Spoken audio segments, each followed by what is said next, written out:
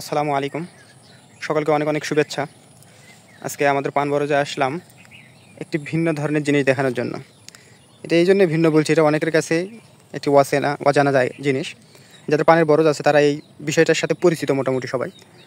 তো কী এমন বিষয় যাদের পানের বরজ নেই তারা এই বিষয়টার সাথে পরিচিত নয়, সেই বিষয়টি আজকে আপনাদের দেখানোর চেষ্টা করব। বিভিন্ন সময় আমরা বিভিন্ন গাছে বা বিভিন্ন জায়গায় পাখির ভাষা দেখতে পাই।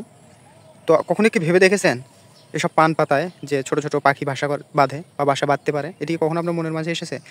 আসলে পান পাতায় পাখিরা বাসা বাঁধে, আর এটি আপনাদেরকে দেখানোর জন্য মূলত এই ভিডিওটা। তো আমার সামনে আপনারা যে পান পাতাটি দেখতে পাচ্ছেন, এই পান পাতাটি একটি পাখির ঘর। এটা একটি পান পাতা নয়, এটি একটি পাখির ঘর। আমি যদি আপনাদেরকে একটু দেখাই, এই দেখুন ক্যামেরাতে কতটুকু দেখতে পাওয়া যাচ্ছে আমি জানি না। এই যে পাখির বাসা, এটা পুরো একটা পাখির বাসা। ছোট ছোট পাখি যখন পান এমন সিজনের সময় পানগুলো বড় হয় তখন এইসব বড় বড় পানে এই পাখিগুলো বাসা বাঁধে। তাদের সূক্ষ্ম কাজটি একটু দেখুন দেখুন কীভাবে তারা এই পানটিকে গোলাকার করেছে প্রথমে, এবং গোলাকার করার পর সুন্দর একটা শেপ দেওয়ার ফলে এই দেখুন এটা নিচের দিকের অংশ।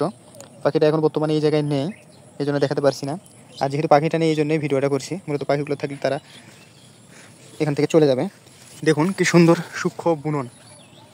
সূক্ষ্ম বুনন দিয়ে তারা এই বাসাগুলো তৈরি করেছে। এই বাসাগুলো আসলে বিভিন্ন সময় আমরা বিভিন্ন গাছে দেখতে পাই। তো সেই পাখিগুলোই এই যে দেখুন কত সুন্দর, কত নিখুঁতভাবে তারা এই ঘরটি বানিয়েছে। এবং আপনার দেখাই, এই যে পানগুলোকে ছোট ছোট ছিদ্র করা হয়েছে এবং ছিদ্রর ভিতর থেকে তুন্দুল বা তুলা জাতীয় কোনো কিছু দিয়ে আটকে দেওয়া হয়েছে যাতে বাসাটা নিরাপদ থাকে।